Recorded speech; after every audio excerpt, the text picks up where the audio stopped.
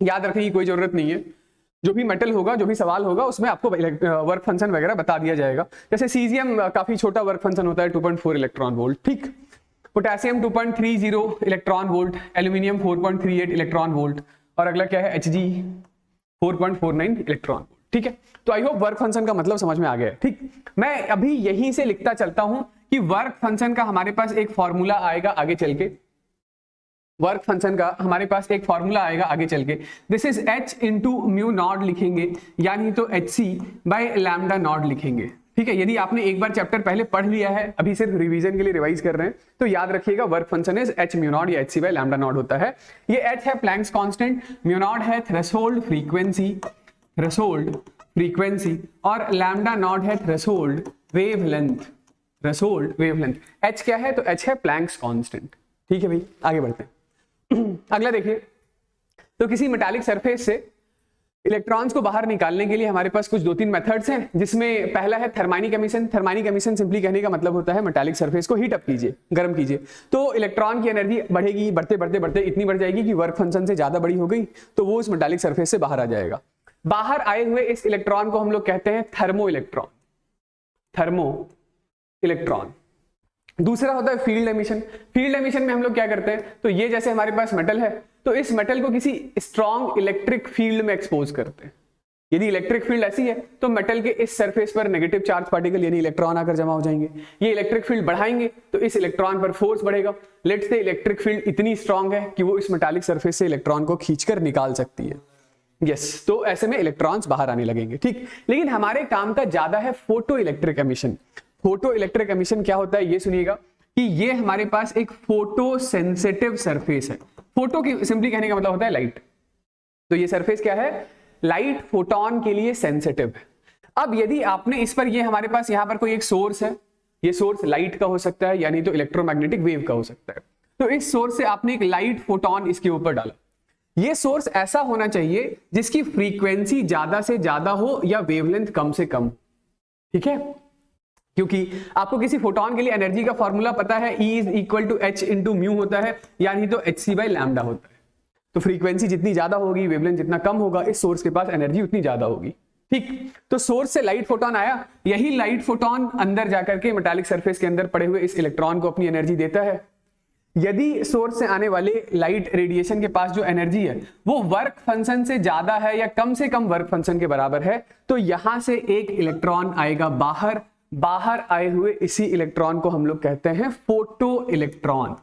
क्या नाम निकाल देते हैं इसका, फोटो इलेक्ट्रॉन, ठीक है, ठीक। तो इसी पर बेस्ड है हमारा ये फोटो इलेक्ट्रिक इफेक्ट।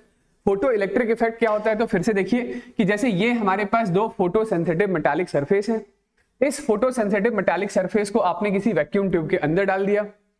इन दोनों मेटालिक सरफेस को हम लोग एक बार के लिए किसी बैटरी से कनेक्ट कर दें, यहां पर एक एमीटर या माइक्रो एमीटर लगा दें, ठीक है, ऑलराइट। और इसके ऊपर इस मेटालिक सरफेस, ये इसका नाम निकाल देता हूं ए और बी, ए के ऊपर हम लोगों ने किसी सोर्स से एक इलेक्ट्रोमैग्नेटिक रेडिएशन डालना स्टार्ट किया।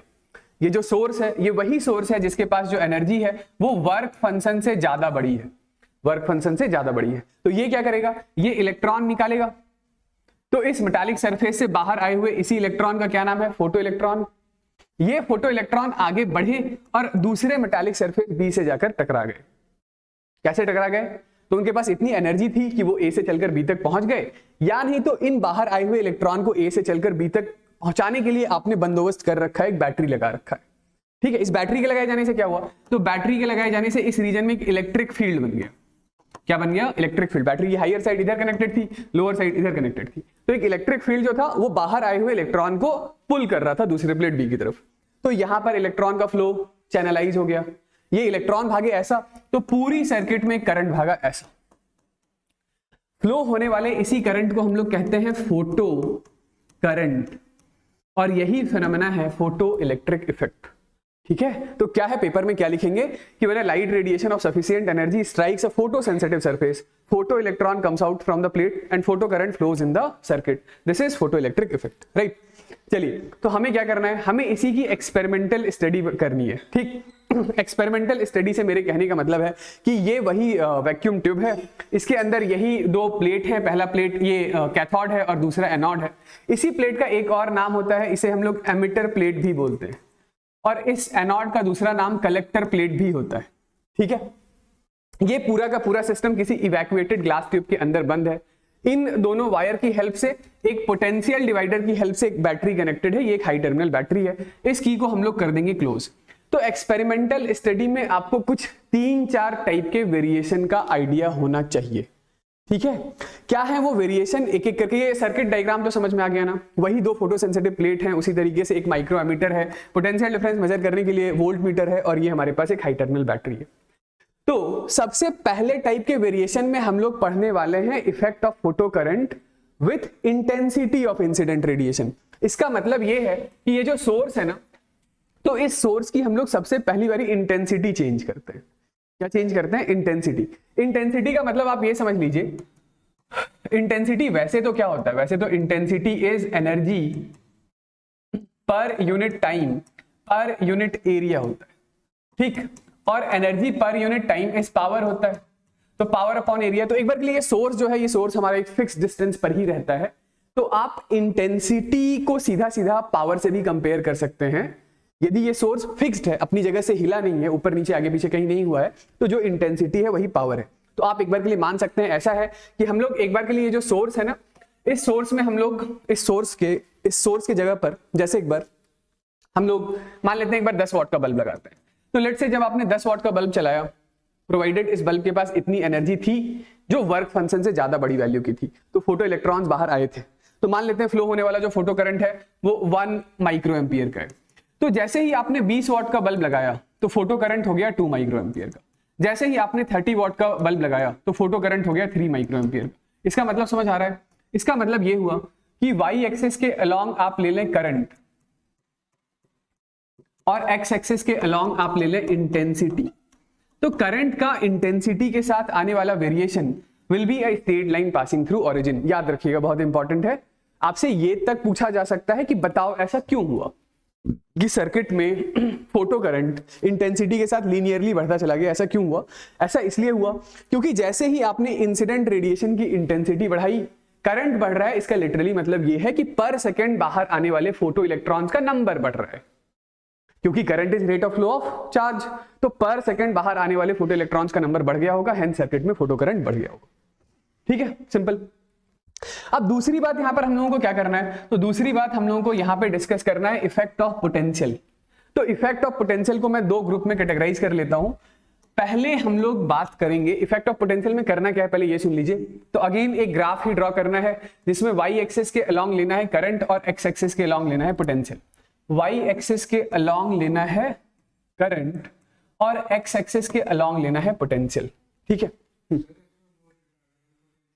तो उसी पर आ रहे हैं, इफेक्ट ऑफ पोटेंशियल में ही आ रहे हैं हम लोग, समझ रहे हैं। तो ये देखिए, ये यदि मैंने पॉजिटिव पोटेंशियल ड्रॉ किया है तो इसका मतलब क्या हुआ, इसका मतलब ये हुआ कि मैं बाहर निकले हुए इलेक्ट्रॉन को एक्सेलरेट करवाऊंगा, ठीक है। यानी कि ये पॉजिटिव पोटेंशियल मतलब कि एक्सेलरेटिंग पोटेंशियल है, एक्सेलरेटिंग पोटेंशियल। और ये नेगेटिव पोटेंशियल मतलब रिटार्डिंग पोटेंशियल है, समझ गए। Same goes for the other also, मतलब कि बाहर निकले हुए इलेक्ट्रॉन को एक बार के लिए एक्सेलरेट कराना है, एक बार के लिए रिटार्ड कराना है, ठीक। अब ये दो ग्राफ मैं इसलिए ड्रॉ कर रहा हूं क्योंकि पहले हम लोग एक बार के लिए इंटेंसिटी चेंज करेंगे और फ्रीक्वेंसी कांस्टेंट रखेंगे। अगली बार के लिए हम लोग फ्रीक्वेंसी चेंज करेंगे और इंटेंसिटी कांस्टेंट रखेंगे। किसकी फ्रीक्वेंसी, किसकी इंटेंसिटी, तो वो जो सोर्स है ना उसके बारे में बात चल रही है, ठीक। तो पहले सिचुएशन में it is something like this कि हम लोगों ने इंटेंसिटी चेंज किया, तो इसका लिटरली मतलब आप यही समझ लीजिए कि यहां पर 3 बल्ब हम लोग लगाने वाले हैं। एक पहला बल्ब S1, दूसरा बल्ब S2, तीसरा बल्ब S3। इंटेंसिटी चेंज करेंगे मतलब इट इज समथिंग लाइक कि एक 10 वाट का बल्ब है, एक 20 वाट का बल्ब है और एक 30 वाट का बल्ब है, लेकिन तीनों की फ्रीक्वेंसी सेम है। फ्रीक्वेंसी सेम मतलब तीनों के तीनों जो बल्ब हैं वो लेट से रेड कलर के बल्ब, ठीक है। कैसे बल्ब में है, रेड कलर के बल्ब। तो पहले हम लोगों ने 10 वाट का बल्ब चलाया, 10 वाट का बल्ब चलाया तो 0 वोल्ट पर भी थोड़ा सा करंट आया। इवन इफ पोटेंशियल 0 वोल्ट था तो भी थोड़ा सा करंट आया। तो इसका मतलब ये है, ये काफी इंपॉर्टेंट बात है, याद रखिएगा कि 0 वोल्ट पर भी थोड़ा सा करंट आ रहा है, मतलब बैटरी से कोई वोल्टेज या फील्ड नहीं लगाया है, फिर भी थोड़ा बहुत करंट आ रहा है। इसका मतलब ये है, देखिए कि हर इलेक्ट्रॉन जो इस फोटोसेंसिटिव सरफेस से बाहर आता है ना, वो सेम एनर्जी के साथ बाहर नहीं आता है। अलग अलग इलेक्ट्रॉन जो फोटोसेंसिटिव सरफेस से बाहर निकलते हैं, अलग अलग एनर्जी के साथ निकलते हैं, ठीक। ऐसा इसलिए है क्योंकि इस फोटोसेंसिटिव सरफेस से कुछ इलेक्ट्रॉन तो जस्ट मेटालिक सरफेस पर ही बैठे होंगे, वो कूद गए होंगे, वो ज्यादा एनर्जी से निकले होंगे। कुछ इलेक्ट्रॉन थोड़ा नीचे से आ रहा होगा, तो वो नीचे से सरफेस तक आने में हो सकता है किसी ना किसी तरीके से एनर्जी लूज कर गया होगा, तो वो रिलेटिवली कम एनर्जी के साथ आएगा, ठीक। तो जब आपने 10 वाट का बल्ब चलाया तो कुछ इलेक्ट्रॉन्स ऐसे थे जो पहले सरफेस से निकलकर दूसरे सरफेस तक बिना किसी इलेक्ट्रिक फील्ड के पहुंच रहे थे, तो करंट में कंट्रीब्यूट कर रहे थे। अब जैसे ही आप एक्सेलरेटिंग पोटेंशियल बढ़ाएंगे तो यहां पर एक इलेक्ट्रिक फील्ड बढ़ेगा। ये इलेक्ट्रिक फील्ड बढ़ेगा तो इन इलेक्ट्रॉन्स पर इस दिशा में फोर्स बढ़ेगा, तो वैसे इलेक्ट्रॉन्स का नंबर बढ़ेगा जो दूसरे सरफेस तक पहुंचकर करंट को कंट्रीब्यूट कर सके। As a result of which circuit में करंट बढ़ेगा और बढ़ते बढ़ते बढ़ते कभी ना कभी सैचुरेट हो जाएगा।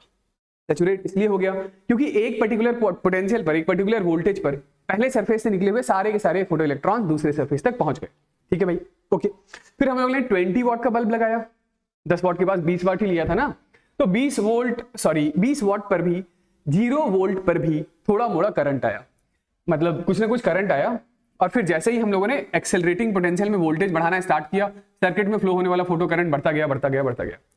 लेट्स से इसके लिए सैचुरेशन करंट यदि I1 है तो इसके लिए सैचुरेशन करंट I2 था। ये इंटेंसिटी I1 था, ये इंटेंसिटी I2 था, ठीक है। चलिए इसको स्मॉल आई से डिनोट करता हूं, इसको ये स्मॉल आई है, स्मॉल I1 और ये स्मॉल I2, ठीक।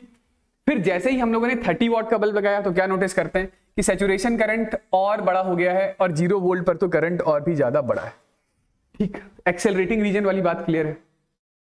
नेक्स्ट हम लोगों ने क्या किया कि रिटार्डिंग रीजन बनाने के लिए हम लोगों ने ये पोटेंशियल डिवाइडर से कनेक्शन को थोड़ा सा चेंज किया। मतलब कि ये जो C वाली प्लेट है ना, तो C वाली प्लेट को बैटरी के पॉजिटिव टर्मिनल से कनेक्ट कर दिया और A वाले प्लेट को बैटरी के नेगेटिव टर्मिनल से कनेक्ट कर दिया। As a result of which इस रीजन में जो इलेक्ट्रिक फील्ड है वो इलेक्ट्रिक फील्ड की डायरेक्शन चेंज हो गई, तो बाहर आए हुए इलेक्ट्रॉन पर अब फोर्स अपोजिट दिशा में लगने लग गया। मतलब बाहर आए हुए इलेक्ट्रॉन अब एक्सेलरेट ना होकर के रिटार्ड होने लग गए। तो जब रिटार्ड होंगे और आप यदि इस बैटरी के पोटेंशियल को बढ़ाएंगे, इलेक्ट्रिक फील्ड बढ़ेगा, बाहर आए हुए इलेक्ट्रॉन्स पर फोर्स बढ़ेगा, तो वैसे इलेक्ट्रॉन्स का नंबर जो दूसरे सरफेस तक पहुंच रहे थे घटेगा, सर्किट में करंट घटेगा। तो ये करंट घटा और घटते एक पर्टिकुलर वैल्यू ऑफ वोल्टेज पर घटकर हो गया 0। उसी पर्टिकुलर वैल्यू ऑफ वोल्टेज को हम लोग क्या कहते हैं, स्टॉपिंग पोटेंशियल कहते हैं। Yes exactly. अब फिर उसके बाद जैसे ही हम लोग ने 20 वाट की बल्ब लगाई तो उस 20 वाट के बल्ब पर भी स्टॉपिंग पोटेंशियल सेम वैल्यू का आया, 30 वाट के बल्ब पर भी स्टॉपिंग पोटेंशियल सेम वैल्यू का आया। इसका मतलब क्या हुआ कि जो स्टॉपिंग पोटेंशियल है वो इंटेंसिटी ऑफ इंसिडेंट रेडिएशन पर डिपेंड नहीं करता है। ठीक, किस पर डिपेंड करता है ये जानने के लिए हम लोगों ने फ्रीक्वेंसी चेंज किया।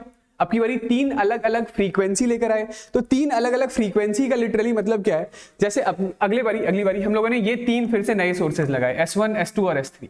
तो let's say S1 red colour का बल्ब है, S2 येलो कलर का बल्ब है और S3 वायलेट कलर का बल्ब है। लेकिन ये तीनों के तीनों बल्ब 20 वाट के बल्ब है, तीनों के तीनों बल्ब 20 वाट के बल्ब है। तो हम लोगों ने क्या नोटिस किया कि 0 वोल्ट पर थोड़ा मोड़ा करंट आया, फिर जैसे ही एक्सेलरेट कराना स्टार्ट किया तो ये करंट बढ़ते बढ़ते सैचुरेट हो गया। ठीक, रिटार्डिंग रीजन में बात करें तो करंट घटते -V01 पर करंट हो गया 0। ठीक है भाई। फिर इसके बाद हम लोगों ने क्या किया, तो ये μ1 फ्रीक्वेंसी के लिए, यानी कि ये रेड कलर की लाइट के लिए, मान लेते हैं ये रेड कलर की लाइट के लिए। तो अब जब येलो कलर वाली लाइट लेकर आए तो 0 वोल्ट पर थोड़ा सा करंट और बढ़ा, सैचुरेशन करंट और ज्यादा बड़ा हुआ। सॉरी, सैचुरेशन करंट और ज्यादा बड़ा नहीं हो सकता है क्योंकि इंटेंसिटी सेम है। तो 0 वोल्ट पर थोड़ा सा करंट बढ़ा और सैचुरेशन करंट बढ़ते सेम हो गया। सैचुरेशन करंट सेम होना ही था क्योंकि इंटेंसिटी सेम है, इंटेंसिटी ही सैचुरेशन करंट डिसाइड करता है। ठीक, इसके बाद नेक्स्ट हम लोग ने क्या किया, तो तीसरा बल्ब जलाया। ये μ2 फ्रीक्वेंसी है और ये μ3 फ्रीक्वेंसी है। μ3 फ्रीक्वेंसी यहां पर सबसे ज्यादा बड़ी है, is greater than μ2 is greater than μ1। तो यहां पर भी ये हमारे पास करंट घटा और घटकर किसी दूसरी स्टॉपिंग पोटेंशियल की वैल्यू पर जो कि बड़ी थी as compared to red light, वहां पर करंट 0 हुआ। सिमिलरली ये जो μ3 फ्रीक्वेंसी है इस पर तो स्टॉपिंग पोटेंशियल और भी ज्यादा बड़ा आ गया। तो कुल मिलाकर बात ये था कि जरूर से इस μ3 फ्रीक्वेंसी वाली लाइट रेडिएशन के पास ज्यादा एनर्जी रहा होगा, तभी तो वो इलेक्ट्रॉन को ज्यादा एनर्जी सप्लाई कर पा रहा था, तभी इलेक्ट्रॉन ज्यादा एनर्जी के साथ बाहर निकले थे और उनको रोकने के लिए ज्यादा बड़ा स्टॉपिंग पोटेंशियल लगाना पड़ रहा था। तो इन दोनों ग्राफ की समरी यही है कि जो स्टॉपिंग पोटेंशियल होता है, वो फ्रीक्वेंसी का फंक्शन होता है। किस पर डिपेंड करता है, फ्रीक्वेंसी ऑफ इंसिडेंट रेडिएशन पर डिपेंड करता है, इंटेंसिटी पर डिपेंड नहीं करता है। और जो सैचुरेशन करंट होता है, वो इंटेंसिटी पर डिपेंड करता है। ठीक है, इंटेंसिटी ऑफ इंसिडेंट रेडिएशन को मैंने IR लिखा हुआ है। ठीक है, आई होप ये दोनों बातें बिल्कुल इंपॉर्टेंट है, क्लियर है, याद रखिएगा। ठीक है, तो नेक्स्ट हम लोग वही डिफाइन कर लेते हैं कि कट ऑफ पोटेंशियल क्या होता है, स्टॉपिंग पोटेंशियल क्या होता है। तो स्टॉपिंग पोटेंशियल नेगेटिव पोटेंशियल की वो वैल्यू होती है जिस पर कि सर्किट में फ्लो होने वाला फोटो करंट घटकर कितना हो जाता है, 0। ठीक है, लिख भी रखा है। आपको स्टॉपिंग पोटेंशियल के कॉन्टेक्स्ट में बस यही याद रखना है, क्या याद रखना है कि आपको ये जो काइनेटिक एनर्जी मैक्सिमम हम लोग अभी कैलकुलेट करेंगे, तो that kinetic energy maximum ½ mv² लिख ही सकते हैं। This is E times of stopping potential भी होगा। मेरे लिटरली कहने का मतलब बस यही है कि मान लेते हैं किसी सवाल के अंदर आपको दे दिया जाए कि stopping potential is equal to 1.8 volt और पूछा जाए कि मुझे काइनेटिक एनर्जी मैक्सिमम बता दो, maximum kinetic energy of emitted photo electron. तो maximum kinetic energy of emitted photo electron will be just equal to 1.8 electron volt. बस स्मॉल e से मल्टीप्लाई कर दीजिए। तो ये इलेक्ट्रॉन वोल्ट अपने आप में एक यूनिट है, राइट। कोई बोले कि मुझे काइनेटिक एनर्जी मैक्सिमम जूल्स में बता दो, तो जूल्स में कितना हो जाएगा, 1.8 इंटू 1.6 इंटू 10⁻⁻⁻19 जूल्स। कोई पूछ ले कि मुझे स्पीड बता दो कि बाहर आए हुए इलेक्ट्रॉन की स्पीड कितनी है, तो आप इस चीज को इक्वेट कीजिएगा half mass of electron into v² से। मास ऑफ इलेक्ट्रॉन कितना होता है, तो वो जनरल इंस्ट्रक्शन में दे रखा होगा 9.11 इंटू 10⁻⁻31 kg ले लीजिए और वहां से v की कैलकुलेशन कर लीजिएगा। ठीक है, इसको ½ mv² से मत इक्वेट कर दीजिएगा, ठीक है, क्योंकि वेलोसिटी आप निकालेंगे मीटर पर सेकंड में, मास लेंगे केजी में, तो एनर्जी भी ऐसा यूनिट जूल्स में लेना होगा ना। ठीक है ना, चलिए ये ध्यान रखिएगा स्टॉपिंग पोटेंशियल। तो मैं क्या कह रहा था कि next is this threshold frequency. Threshold frequency बोले तो ये मेटालिक सरफेस से फोटो इलेक्ट्रॉन को बाहर निकालने के लिए एक मिनिमम फ्रीक्वेंसी इस मेटालिक सरफेस के ऊपर हमें डालना पड़ेगा। ये थ्रेशोल्ड फ्रीक्वेंसी मेटल का मतलब मेटल पर डिपेंड करेगा, अलग अलग मेटल के लिए जो थ्रेशोल्ड फ्रीक्वेंसी की वैल्यू है वो अलग अलग होगी। ओके, सिमिलरली आप थ्रेशोल्ड वेवलेंथ के बारे में भी बात कर सकते हैं कि थ्रेशोल्ड वेवलेंथ कहने का मतलब होता है कि इंसिडेंट रेडिएशन के लिए वो वेवलेंथ की वैल्यू जिसके पास कितनी एनर्जी हो, वर्क फंक्शन के बराबर की एनर्जी हो, यानी कि वो कैपेबल हो इस फोटो सेंसिटिव सरफेस से फोटो इलेक्ट्रॉन को बाहर निकालने के लिए। ठीक है, तो वही जो मैं बात कर रहा था क्या कि जो वर्क फंक्शन होता है, वर्क फंक्शन को आप फाई या नहीं तो W से डिनोट करते हैं। दिस फाई या W is equal to H into f naught, या नहीं तो आप लिख सकते हैं this is equal to HC by lambda naught. Lambda naught क्या है? लैम्डा नॉट है थ्रेशोल्ड वेवलेंथ और एफ नॉट क्या है? Threshold frequency. याद रखिएगा ये एक्सप्रेशन अभी काम आएगा, ठीक है ना। तो मैं फिर से अपनी बात रिपीट कर लेता हूं। थ्रेशोल्ड फ्रीक्वेंसी कहने का मतलब हो गया minimum frequency of incident radiation which is required to pull an electron out from the surface of the metal. ठीक है, क्लियर है। तो लैम्डा नॉट है हमारे पास थ्रेशोल्ड वेवलेंथ, थ्रेशोल्ड वेवलेंथ, ठीक। हाँ, ये मैक्सिमम वेवलेंथ होगा, मैक्सिमम। इससे ज्यादा बड़ा वेवलेंथ यदि आप डाल देंगे तो एनर्जी वर्क फंक्शन से छोटी हो जाएगी। क्या आइदर फ्रीक्वेंसी गिवन होगा यानी तो लैम्डा गिवन होगा सवाल के अंदर। ठीक, तो मैं बात कर रहा हूं next, what are the laws of photo electric emission. तो ध्यान से सुनिएगा फोटो इलेक्ट्रिक एमिशन के लॉज क्या है। तो लॉज ये है, सबसे पहला आपको थ्रेशोल्ड फ्रीक्वेंसी के बारे में बताना पड़ेगा, लिखना पड़ेगा। Threshold frequency is that minimum value of frequency for a metal which is required to pull an electron out from the surface of the metal। ठीक है, यदि आप फोटो इलेक्ट्रिक इफेक्ट में थ्रेशोल्ड फ्रीक्वेंसी से छोटी फ्रीक्वेंसी डालते हैं तो फोटो इलेक्ट्रिक इफेक्ट नहीं होगा। ठीक, दूसरी बात कि यदि फ्रीक्वेंसी थ्रेशोल्ड फ्रीक्वेंसी से ज्यादा बड़ी है, थ्रेशोल्ड फ्रीक्वेंसी को मैं एफ नॉट लिख रहा हूं, बुक्स वगैरह में म्यू नॉट भी लिखते हैं, कंफ्यूज मत होइएगा।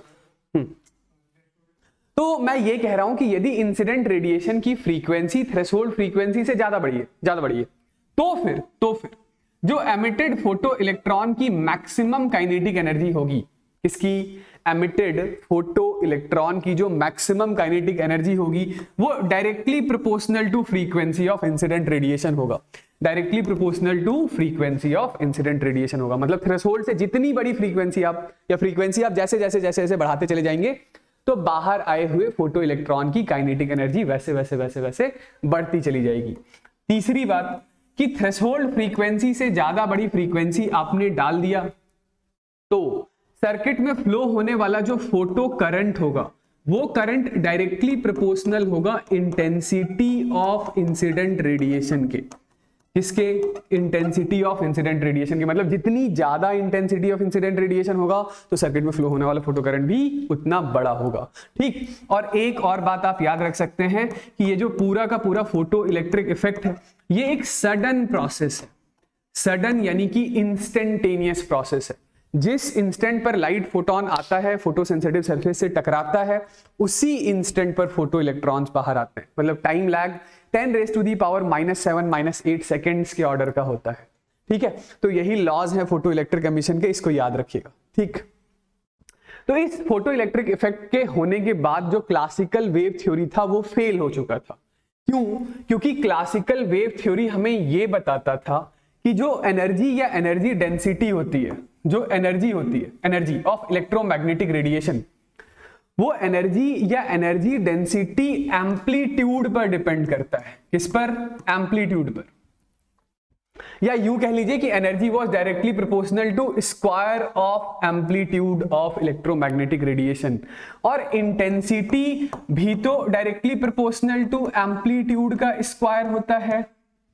तो क्लासिकल वेव थ्योरी हमें यह बताता था कि कोई एक कोई एक इलेक्ट्रोमैग्नेटिक रेडिएशन है, उसके पास जितना ज्यादा एम्पलीट्यूड होगा, हेंस जितनी ज्यादा इंटेंसिटी होगी, तो उसके पास उतनी ज्यादा एनर्जी होगी, तो इसका मतलब ये है कि ये हमारे पास एक मेटालिक सरफेस है। इस मेटालिक सरफेस पर चाहे आप 10 वॉट की, मतलब यदि आप 10 वॉट की लाइट डालते हैं तो बाहर आया हुआ फोटो इलेक्ट्रॉन कम एनर्जेटिक होना चाहिए था, और यदि आप 100 वॉट की लाइट डालते हैं तो बाहर आया हुआ फोटो इलेक्ट्रॉन ज्यादा एनर्जेटिक होना चाहिए था। According to classical wave theory, क्योंकि ये 100 वॉट की लाइट के पास ज्यादा इंटेंसिटी थी तो इसके पास ज्यादा एनर्जी होती, तो ये इलेक्ट्रॉन को ज्यादा एनर्जी देता, तो बाहर आए हुए इलेक्ट्रॉन ज्यादा एनर्जेटिक होने चाहिए थे, पर ऐसा नहीं हुआ। क्या हुआ? दोनों ही इलेक्ट्रॉन को रोकने के लिए सेम स्टॉपिंग पोटेंशियल लगाना पड़ा। दोनों के लिए स्टॉपिंग पोटेंशियल कैसा लगाना पड़ा? सेम। तो यदि स्टॉपिंग पोटेंशियल सेम लगाना पड़ रहा है, इसका मतलब है दोनों सेम ताकत के साथ आ रहे थे, सेम एनर्जी के साथ बाहर आ रहे थे। हाँ, डिफरेंस किसका था कि 100 वॉट की लाइट जब आप डाल रहे थे तो ज्यादा नंबर ऑफ इलेक्ट्रॉन्स बाहर आ रहे थे, और जब 10 वॉट की लाइट डाल रहे थे तो कम इलेक्ट्रॉन नंबर बाहर आ रहे थे। तो इसकी वजह से करंट ज्यादा बन रहा था, इसकी वजह से करंट हाई था, इसकी वजह से करंट लो था। लेकिन जो दोनों इलेक्ट्रॉन आ रहे थे सेम एनर्जी के साथ बाहर आ रहे थे। हो गया फेल, क्योंकि फोटो इलेक्ट्रिक इफेक्ट में हमें यह पता चला कि इंसिडेंट रेडिएशन की इंटेंसिटी एनर्जी नहीं डिसाइड करती है, फ्रीक्वेंसी एनर्जी डिसाइड करता है। आज के डेट में हमारे पास फॉर्मूला भी है। क्या है फॉर्मूला? तो energy is equal to H into f होता है, या नहीं तो hc बाई लैम्डा होता है। ठीक है ना भाई, ये वाली बात। ओके ओके, ठीक है। तो यही मेन फेलियर पॉइंट यही है, मेन फेलियर पॉइंट यही है। आप चाहें तो इसी को एक और तरीके से बोल सकते हैं कि क्लासिकल वेव थ्योरी कभी भी थ्रेशोल्ड फ्रीक्वेंसी के बारे में कोई बात ही नहीं करता था। थ्रेशोल्ड फ्रीक्वेंसी के बारे में जो क्लासिकल वेव थ्योरी है वो कोई बात नहीं करता था, जबकि थ्रेशोल्ड फ्रीक्वेंसी से छोटी फ्रीक्वेंसी के लिए तो मेटालिक सरफेस से इलेक्ट्रॉन का बाहर आ पाना ही संभव नहीं है। ठीक है, ये दोनों बातें क्लियर है। ठीक, तो चलिए नेक्स्ट मुद्दे की बात करते हैं। इसी पर्टिकुलर टॉपिक पर बेस्ड अप्रोक्सीमेटली 90% न्यूमेरिकल जो आते हैं वो बस यहीं से आते हैं कि ये है आइंस्टाइन्स एक्सप्लेनेशन। तो ये जो पूरा जो ये फिनोमेना था उसको एक्सप्लेन किया था आइंस्टाइन ने। आइंस्टाइन ने वो एक्सपेरिमेंट नहीं किया था, एक्सपेरिमेंट करने वाले लोग तो कोई और थे, लेकिन उस समय आइंस्टाइन ही सबसे जीनियस पर्सन थे पूरी दुनिया के। और ये बात इतनी ट्रिवियल सी थी, इतनी सिंपल सी थी कि आइंस्टाइन के अलावा कोई और बताया होता तो शायद लोग मानते भी नहीं। तो आइंस्टाइन ने बोला तो फिर लोगों ने मान लिया। क्या था ये बात? तो ये बात ये है कि ये जो हमारा मेटालिक सरफेस है, इस मेटालिक सरफेस के अंदर फ्री इलेक्ट्रॉन रैंडमली घूम रहे हैं, और ये जो हमारा फोटो इलेक्ट्रिक इफेक्ट है, तो ये photo electric effect result of collision है। रिजल्ट ऑफ कोलिजन से मेरा मतलब है कि यहां पर दो पार्टिकल के बीच में कोलिजन हुआ है, एक टक्कर हुआ है। कौन से हैं वो दो पार्टिकल? तो एक पार्टिकल है इस सोर्स से आने वाला फोटोन, सोर्स से आने वाला कौन? फोटोन। तो ये फोटोन जैसे पार्टिकल के जैसा चलकर आता है और इस इलेक्ट्रॉन से पार्टिकल के जैसा टकराता है, जैसे मानो दो पार्टिकल के बीच में टक्कर हो गया हो। ठीक है, इस टक्कर में मतलब कि इस फोटोन पार्टिकल इंटरेक्शन में, इस फोटोन पार्टिकल इंटरेक्शन में जो total energy and total linear momentum constant रहता है। टोटल एनर्जी या टोटल लीनियर मोमेंटम कैसा रहता है? कांस्टेंट रहता है। मेरे कहने का मतलब है लीनियर मोमेंटम कंजर्वेशन थ्योरम भी वैलिड है, total mechanical energy conservation theorem भी वैलिड है। यहां पर होता क्या है? तो जैसे ही फोटोन आता है इस मेटालिक सरफेस से टकराता है तो फोटोन का एग्जिस्टेंस खत्म हो जाता है। फोटोन जैसे डिस्ट्रॉय हो गया और फोटोन अपनी सारी की सारी एनर्जी इस इलेक्ट्रॉन को देकर चला गया। ओके, तो अब ये जो इलेक्ट्रॉन इस फोटोन की एनर्जी को रिसीव करता है, तो एनर्जी रिसीव करके वो अपने दो काम निपटाता है। पहला, वो जैसे ही इस मेटालिक सरफेस से कूदता है, जंप करता है, तो उस एनर्जी का जो टोटल अमाउंट ऑफ एनर्जी मान लेते हैं सरफेस मतलब इस सोर्स से E अमाउंट की एनर्जी इस इलेक्ट्रॉन को मिली है, तो बस इसको कूदने में, बाहर जंप करने में वर्क फंक्शन के बराबर का एनर्जी खर्च हो जाता है। वर्क फंक्शन के बराबर का एनर्जी खर्च हो जाता है। ठीक, तो अब कितनी एनर्जी बची? जो एनर्जी बच गई वही इसकी मैक्सिमम काइनेटिक एनर्जी कहलाएगी। यानी कि बस एनर्जी कंजर्वेशन लगाना है। एनर्जी कंजर्वेशन हमें यह कहता है कि एनर्जी ऑफ इंसिडेंट फोटोन, मैं इंसिडेंट फोटोन को IP लिख रहा हूं, ठीक है ना, this is equal to work function, this is equal to work function plus maximum kinetic energy of emitted photo electron. तो इस एक्सप्रेशन से आप क्या निकाल सकते हैं? इस एक्सप्रेशन से आप बाहर आए हुए इलेक्ट्रॉन की मैक्सिमम काइनेटिक एनर्जी निकाल सकते हैं। ठीक है, मैक्सिमम काइनेटिक एनर्जी। हालांकि ज्यादातर इलेक्ट्रॉन जो बाहर आते हैं ना, वो इससे बाहर नहीं आते हैं, मतलब इतनी एनर्जी के साथ बाहर नहीं आते हैं। जो एक्चुअली एनर्जी होती है ज्यादातर फोटो इलेक्ट्रॉन की, वो यहां से आप Kmax क्या लिखेंगे, तो Kmax is equal to energy of incident photon minus times of work function, यही लिखेंगे ना। तो एक्चुअल जो काइनेटिक एनर्जी होती है बाहर आए हुए फोटो इलेक्ट्रॉन की, वो मैक्सिमम काइनेटिक एनर्जी से छोटी ही होती है, मेजॉरिटी ऑफ इलेक्ट्रॉन्स की। ये तो उस इलेक्ट्रॉन के बारे में बातचीत चल रही है जो जस्ट सरफेस पर ही बैठा था, उसने एनर्जी लिया, कूदा, तो जो कूदने में खर्च हुआ बाकी बची हुई एनर्जी उसके पास रह गई, वही उसके पास मैक्सिमम काइनेटिक एनर्जी है। तो मैं एक बार के लिए सारे फॉर्मूले इधर लिख देता हूं। देखिए कि ये जो K मैक्स है, आप इस K मैक्स को लिख सकते हैं, this is equal to E times of V naught, V naught is stopping potential, this is same as half m v square, half m v square where v is the speed. इस E को लिख सकते हैं energy is equal to hc by lambda which is same as h into frequency f, ठीक है। और ये जो वर्क फंक्शन है, आप इस वर्क फंक्शन को लिख सकते हैं hc बाय लैम्डा नॉट या नहीं तो h इंटू एफ नॉट, ठीक। ये लैम्डा नॉट या एफ नॉट थ्रेशोल्ड वैल्यू है, थ्रेशोल्ड वैल्यू है। और ये लैम्डा या फ्रीक्वेंसी, ये फ्रीक्वेंसी या वेवलेंथ ऑफ इंसिडेंट रेडिएशन होगा। क्या होगा? इंसिडेंट। ये आपके हाथ की चीज है, ये आप जितना डालना चाहें डाल दीजिए। ये मेटालिक सरफेस के लिए फिक्स होता है, मेटालिक सरफेस के लिए कांस्टेंट होता है वर्क फंक्शन, ठीक है ना। चलिए, तो बस यही है आइंस्टाइन्स एक्सप्लेनेशन, ठीक। इसके बाद मैं एक छोटी सी बात और कर लेता हूं, ये लिख लिया ना, ठीक है। एक छोटी सी बात और कर लेता हूं, वो ये है, देखिएगा कि जैसे ये आपके पास एक मेटालिक सरफेस है, इस मेटालिक सरफेस पर यहां पे हमारे पास कोई सोर्स है, इस सोर्स से आपने कुछ लाइट रेडिएशन डाला, इस सोर्स से आपने लाइट रेडिएशन डाला, इस सोर्स से आने वाले रेडिएशन के पास जो फ्रीक्वेंसी है वो f है, या वेवलेंथ जो है वो लैम्डा है, ठीक है। जो वेवलेंथ है वो कितना है? लैम्डा है। तो इस सोर्स की एनर्जी कितनी हो गई?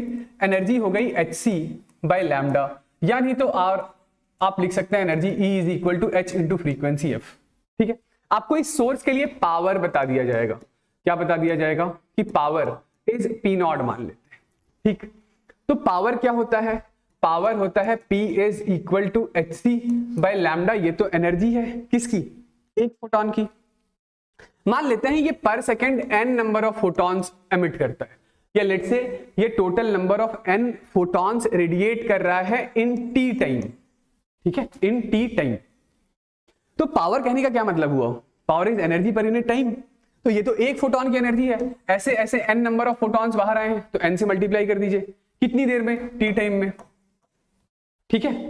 तो इसी n बाई t को मैं स्मॉल n लिख लेता हूं। स्मॉल n से मेरा मतलब हुआ नंबर ऑफ फोटॉन्स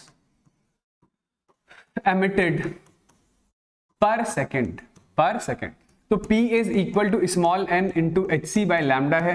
तो स्मॉल n का फॉर्मूला यदि आप याद रखना चाहें तो याद रख सकते हैं, P लैम्डा बाय hc होगा। ये n क्या है? तो n is number of photons जो ये सोर्स रेडिएट कर रहा है पर सेकेंड। हो सकता है आपसे पूछ लिया जाए कि 2 मिनट में कितने फोटॉन्स बाहर आएंगे, तो यदि ये पर सेकेंड है तो इसको 120 से मल्टीप्लाई कर लीजिएगा। 3 मिनट में कितने फोटॉन्स बाहर आएंगे? 180 से मल्टीप्लाई कर लीजिएगा, ठीक है। एक छोटी सी बात मैं और बताता चलूं, ये जो H इंटू सी है, बार बार इसकी वैल्यू कैलकुलेट करने मत बैठ जाइएगा। H इंटू सी होता है 1242 इलेक्ट्रॉन वोल्ट नैनोमीटर, या नहीं तो 12420 इलेक्ट्रॉन वोल्ट एंगस्ट्रॉम।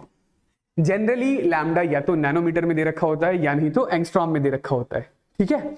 मान लेते हैं कि यदि आपको कभी बता दिया जाए कि एक इंसिडेंट रेडिएशन है जिसके पास वेवलेंथ है 621 नैनोमीटर, तो बताओ एनर्जी कितनी होगी? एनर्जी होगा hc बाय लैम्डा, यानी कि 1242 electron volt nanometre by 621 nanometre. Nanometre nanometre cancel out हो गया, ये 2 आ गया, तो इंसिडेंट रेडिएशन के पास एनर्जी कितनी है? 2 इलेक्ट्रॉन, ठीक है, ये याद रखिएगा। नेक्स्ट इज कि यही है जो बात हम लोग कर रहे हैं, तो इसी को हम लोग पार्टिकल नेचर ऑफ लाइट बोलते हैं या फोटॉन नेचर ऑफ लाइट बोलते हैं। तो बात सिर्फ इतनी सी ही है कि ये हमारे पास कोई एक सोर्स है, तो इस सोर्स से जो एनर्जी है ना, वो एनर्जी कंटिन्यूसली छोटे छोटे पैकेट्स के फॉर्म में बाहर आ रहा होता है। वही छोटा सा पैकेट एनर्जी का क्वांटा या फोटॉन कहलाता है। क्या कहलाता है?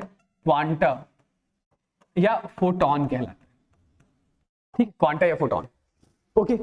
हर एक जो एनर्जी का पैकेट है, वो एनर्जी का पैकेट एनर्जी कैरी करता है h इंटू एफ के बराबर, या हर एक पैकेट के अंदर जो एनर्जी है वो hc by लैम्डा के बराबर है, where f is the frequency of source या लैम्डा इज द वेवलेंथ। ठीक है ना? ओके तो देखिए जब तक ये पैकेट का इंटरेक्शन किसी मेटालिक सरफेस से, मतलब किसी सरफेस से नहीं हुआ है, तब तक ये पैकेट यानी कि ये क्वांटा वेव नेचर कैरी करता है। तो तब तक आप इसे सिंगल स्लिट करवा लीजिए, डबल स्लिट करवा लीजिए, ये इंटरफेरेंस डिफ्रैक्शन सब कुछ करके देगा। जैसे ही इस पैकेट के सामने कोई एक मेटालिक सरफेस, कोई एक सरफेस आ जाता है, कोई एक ऑब्जेक्ट आ जाता है, तो ये पैकेट ऐसे बिहेव करता है जैसे ये पैकेट एक पार्टिकल है। उसी पार्टिकल का नाम क्वांटा या फोटॉन है। तो वही पार्टिकल इस मेटालिक सरफेस के अंदर प्रेजेंट इलेक्ट्रॉन से ऐसे टकराता है जैसे दो पैकेट का टक्कर हुआ, मतलब दो पार्टिकल का टक्कर हुआ। इसका दो पार्टिकल का टक्कर हुआ, समझ रहे हैं? तो हर फोटोन के पास एनर्जी है h म्यू, लीनियर मोमेंटम है h v बाई c, यानी तो h बाई लैम्डा। ठीक है? ओके ये लीनियर मोमेंटम भी याद रखिएगा, लीनियर मोमेंटम होता है h by lambda, c is the speed of light in vacuum. ठीक है? फोटोन जो होते हैं वो फोटोन इलेक्ट्रिकली न्यूट्रल होते हैं, हेंस वो इलेक्ट्रिक या मैग्नेटिक फील्ड के प्रेजेंस में डिफ्लेक्ट नहीं होते हैं। ठीक, और सबसे इंपॉर्टेंट बात, ये जो फोटोन पार्टिकल इंटरेक्शन हुआ, इस फोटोन पार्टिकल इंटरेक्शन में लीनियर मोमेंटम और एनर्जी जो थी वो कांस्टेंट है। ठीक है? ओके तो ये एक इंपॉर्टेंट बात है, देखिए कि आप इस चीज का यूज करके प्लैंक्स कांस्टेंट कैसे कैलकुलेट कर सकते हैं। इस कॉन्सेप्ट का यूज करके इसके ऊपर प्रॉब्लम आता है पेपर में, ग्राफ वगैरह दे रखा होता है। तो सुनिएगा, जैसे ये हमारे पास एक मेटल है, इस मेटालिक सरफेस के लिए वर्क फंक्शन मान लेते हैं फाई। ये यहां पर हमारे पास कोई एक सोर्स है, इस सोर्स से हम लोगों ने एक लाइट रेडिएशन डाला, जिस लाइट रेडिएशन के पास फ्रीक्वेंसी है एफ। ठीक, तो ये एनर्जी आई और किसको रिसीव हो गई?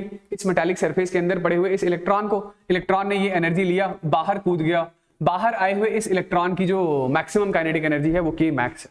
ठीक, तो हम लोग क्या जानते हैं? हम लोग जानते हैं कि this energy of incident photon is equal to work function plus maximum kinetic energy of emitted photo electron. यही आइंस्टाइन्स एक्सप्लेनेशन। तो हेंस यहां से काइनेटिक एनर्जी मैक्स क्या लिखेंगे? तो काइनेटिक एनर्जी मैक्स लिख लेंगे E minus times of work function. Kinetic energy of maximum कैसे लिखेंगे? तो E into V naught. Energy कैसे लिखेंगे? तो energy is H into frequency F, H into frequency F minus times of work function. Work function या तो मैं W लिखूं या फाई लिखूं, ठीक है ना? यहाँ पे मैंने फाई लिख दिया, फाई या W कुछ भी लिख सकते हैं। ओके, तो बताइएगा जरा यहाँ से वी नॉट क्या हो गया? तो वी नॉट हो गया H by E into frequency F minus times of work function by E। Okay, तो यदि हमें एक ग्राफ प्लॉट करना हो जिसमें y एक्सेस के अलोंग हो स्टॉपिंग पोटेंशियल और x एक्सेस के अलोंग हो फ्रीक्वेंसी, तो ये ग्राफिकल वेरिएशन कैसा आएगा? तो आप बोलेंगे ये आएगा y is equal to mx plus c जैसा, जहां पे स्लोप तो पॉजिटिव है लेकिन इंटरसेप्ट नेगेटिव है। तो पॉजिटिव स्लोप नेगेटिव इंटरसेप्ट कुछ ऐसा दिखाई देता है। पॉजिटिव स्लोप नेगेटिव इंटरसेप्ट कुछ ऐसा दिखाई देता है। अब आप बोलेंगे ये क्या है? तो ये है हमारी थ्रेशोल्ड फ्रीक्वेंसी। ये क्या है? दिस इज थ्रेशोल्ड फ्रीक्वेंसी, मतलब इससे छोटी फ्रीक्वेंसी पे तो कोई फोटो इलेक्ट्रिक एमिशन हुआ नहीं। और ये जो स्ट्रेट लाइन हम लोगों ने ड्रॉ किया है, इसका जो स्लोप है, स्लोप बोले तो इस tan थीटा की वैल्यू, तो वही tan थीटा हमारे पास h बाई ई के बराबर होगा। आप बोलेंगे स्लोप कैसे कैलकुलेट करें? तो स्लोप ग्राफ से कर लीजिए कैलकुलेट। मेरे कहने का मतलब है कि लेट से कोई एक पर्टिकुलर फ्रीक्वेंसी है f, उस पर्टिकुलर फ्रीक्वेंसी f पर जो थ्रेशोल्ड फ्रीक्वेंसी है, सॉरी जो स्टॉपिंग पोटेंशियल है वो है v नॉट डैश। तो इस ट्राइंगल में बताइएगा जरा tan थीटा कितना होगा? तो आप बोलेंगे tan theta is equal to this perpendicular यानी v not dash upon base. Base is this, तो base is f minus f not. This is equal to m, और m किसके बराबर है? m है h बाई ई के। तो यहां से आप प्लैंक्स कांस्टेंट निकाल लीजिए, है ना? यहां से आप प्लैंक्स कांस्टेंट निकाल लीजिए। तो Planck's constant h is equal to e times of stopping potential by f minus f naught होगा। ठीक है, चलिए ये वाली बात भी याद रखिएगा। ठीक है, इसके ऊपर आएगा, न्यूमेरिकल आ चुका है पहले भी, वैल्यूज दे रखी होती है, जनरली याद रखिएगा। Frequency 10 raise to the power 12 14 hertz के ऑर्डर का दिया होता है, तो उसको मिस मत कर जाइएगा। यहाँ पे दो वैल्यूज यहाँ पे आपको ले लेना है कोई सा भी। ठीक है, चलिए भाई, तो जैसे हम लोगों को अभी अभी समझ में ये आ चुका है कि जो रेडिएशन है उस रेडिएशन के पास होता है डुअल नेचर, है ना? मतलब रेडिएशन जब तक किसी एक मीडियम में चल रहा है तो क्रेस्ट रब बनाता हुआ वेव नेचर जैसा चल रहा है, और जैसे ही उसका इंटरेक्शन किसी सरफेस से होता है तो पार्टिकल नेचर आ जाता है। तो अब एक साइंटिस्ट है जिनका नाम था डी ब्रोगली, उन्होंने क्या बताया, उन्होंने ये बताया कि यदि रेडिएशन के पास डुअल नेचर है तो मैटर के पास भी डुअल नेचर होना चाहिए। ठीक है, क्यों? क्योंकि नेचर में ज्यादातर चीजें सिमेट्रिकल होती है। सिमेट्रिकल होती है से कहने का मतलब है कि यदि एक टाइम वेरिंग इलेक्ट्रिक फील्ड एक टाइम वेरिंग मैग्नेटिक फील्ड बनाता है, तो टाइम वेरिंग मैग्नेटिक फील्ड भी तो टाइम वेरिंग इलेक्ट्रिक फील्ड बनाता है। तो यदि रेडिएशन के पास डुअल नेचर है तो मैटर के पास भी डुअल नेचर होना चाहिए। पहली लॉजिक तो ये थी, और दूसरी लॉजिक ये थी कि रेडिएशन और मैटर तो आपस में इंटरकन्वर्टेबल होते हैं by equation E is equal to mc square. जो रेडिएशन है वही मैटर है, जो मैटर है वही रेडिएशन है ना। तो ये एक एनर्जी का एक्सप्रेशन है, और दूसरा एक और एनर्जी का एक्सप्रेशन है E is equal to hc by lambda. ये एनर्जी का एक्सप्रेशन किसी फोटोन के लिए यूज होता है, ये एनर्जी का एक्सप्रेशन यूज होता है कोई एक m मास का मटेरियल पार्टिकल है, उसका एग्जिस्टेंस कंप्लीटली खत्म हो गया, डिस्ट्रॉय हो गया, तो कितनी एनर्जी यूज, मतलब कितनी एनर्जी जनरेट होगी, इतनी। तो इन्होंने बोला कि बिल्कुल एलिमेंट्री फंडामेंटल लेवल पर जब जाएंगे तो दोनों एनर्जीज बराबर होनी चाहिए, यानी कि mc स्क्वायर को hc बाय लैम्डा से, मतलब ये प्रॉपर मेथड नहीं है, काम चलाऊ मेथड है। ठीक है, प्रॉपर मेथड तो कुछ और है। अभी के लिए आप बस इतना ही याद रखिएगा कि लैम्डा की वैल्यू कितनी आ रही है, h अपॉन mc, लेकिन कोई एक m मास का पार्टिकल किसी c स्पीड से नहीं चल सकता है, तो c को रिप्लेस कर देते हैं हम लोग किससे, v से। तो यहां से हमारे पास de Broglie wavelength lambda is equal to h upon mc, यानी कि m into V R, sorry, de Broglie wavelength lambda is equal to h upon m into V R, right. ये है क्या, ये है डी ब्रोगली वेवलेंथ। क्या है, D Broglie wavelength. अब आप बोलेंगे कि ये जो mv है, this mv is linear momentum p, linear momentum is under root of 2m times of kinetic energy, और kinetic energy is under root of 2m, sorry, under root 2m वैसा ही है, kinetic energy is equal to charge q into potential difference v भी तो लिखते हैं, बिल्कुल सही लिखते हैं। ये v क्या है, v है पोटेंशियल डिफरेंस, पोटेंशियल डिफरेंस याद रखिएगा, वेलोसिटी मत समझ लीजिएगा इसको। तो हमारे पास जो डी ब्रोगली वेवलेंथ के फॉर्मूले हैं मैं सारे लिख देता हूं। Lambda is equal to h upon mv which is same as h upon p which is same as h upon under root 2m times kinetic energy which is same as h upon under root 2m qv। ठीक, तो formula एक ही है, लिखने की style अलग अलग है। ठीक है, अब यदि आपको कोई ग्राफ प्लॉट करना हो तो ग्राफ तो प्लॉट कर लेंगे ना, जैसे y एक्सिस के अलोंग है डी ब्रोगली वेवलेंथ, और x एक्सिस के अलोंग मैं या तो लीनियर मोमेंटम ले लूं, ठीक है, मैं या तो वेलोसिटी ले लूं, या तो under root of kinetic energy ले लूं, या नहीं तो under root of accelerating potential ले लूं। ठीक है, तो ये सारी चीजें वेवलेंथ के इनवर्सली प्रोपोर्शनल है, तो ग्राफ ऐसा बनेगा। ठीक है, और यदि 1 अपॉन कर लिया होता, यदि मैं 1 अपॉन कर लिया होता, यानी y एक्सिस के अलोंग लैम्डा होता, x एक्सिस के अलोंग 1/p होता, या 1/v होता, या 1 अंडर रूट काइनेटिक एनर्जी होता, या 1 upon under root of voltage होता, तो ये ग्राफ ऐसा स्ट्रेट लाइन हो जाता, क्योंकि 1 अपॉन अंडर रूट v के तो लीनियर प्रोपोर्शनल हो गया ना। ठीक है, तो यही दो ग्राफ जनरली इस पे आते हैं। ठीक, हाँ, डेरिवेशन में एक प्राइमरी इंपॉर्टेंट बात मैं यहाँ पे बताना भूल गया, ये जो डी ब्रोगली वेवलेंथ है, formula is lambda is equal to h upon mv। तो ये डी ब्रोगली वेवलेंथ किसी भारी भरकम ऑब्जेक्ट के लिए विजिबल नहीं होता है। जैसे कोई एक m मास का ऑब्जेक्ट है, 1 किलोग्राम 2 किलोग्राम का, वो भाग रहा है 100 मीटर से, 200 मीटर, 500 मीटर से, तो h की वैल्यू बहुत छोटी है ना। h मैंने कहीं लिखा नहीं, sorry, h is 6.626 into 10 raise to the power -34 joule second होता है। रटने की कोई जरूरत नहीं है, सवाल में बता दिया जाता है। तो जरा देखिएगा यहाँ पे, यदि मास आपका डे टू डे लाइफ वाला कोई ऑब्जेक्ट हो, उसका मास हो, तो ये वेवलेंथ 0.00034 टाइम्स उस ऑर्डर का होगा, तो ये विजिबल नहीं होगा, डिटेक्ट नहीं कर पाएंगे। लेकिन यदि कोई पार्टिकल, माइक्रोस्कोपिक पार्टिकल जैसे इलेक्ट्रॉन है, प्रोटॉन है, न्यूट्रॉन है, तो वहां पे यदि वो बहुत हाई स्पीड से चल रहा हो, तो फिर ये डी ब्रोगली वेवलेंथ उसके लिए ऑब्जर्वेबल है, तो फिर ये डी ब्रोगली वेवलेंथ उसके लिए दिखाई देता है। तो वही हम लोग बात कर रहे हैं इलेक्ट्रॉन के लिए। तो लैम्डा का formula is h upon under root 2 times mass of electron, charge of electron into accelerating potential of electron, ये वाला फॉर्मूला लगा लेते हैं। सारे कांस्टेंट की वैल्यू डालने के बाद लैम्डा आप याद रखिएगा under root of 150 by accelerating potential आता है। ये जो जवाब है ये एंगस्ट्रॉम में आ रहा होता है, इसमें एंगस्ट्रॉम। ठीक है, या इसी को आप लिख लीजिए, this is approximately equals to 12.3 by under root of accelerating potential angstrom.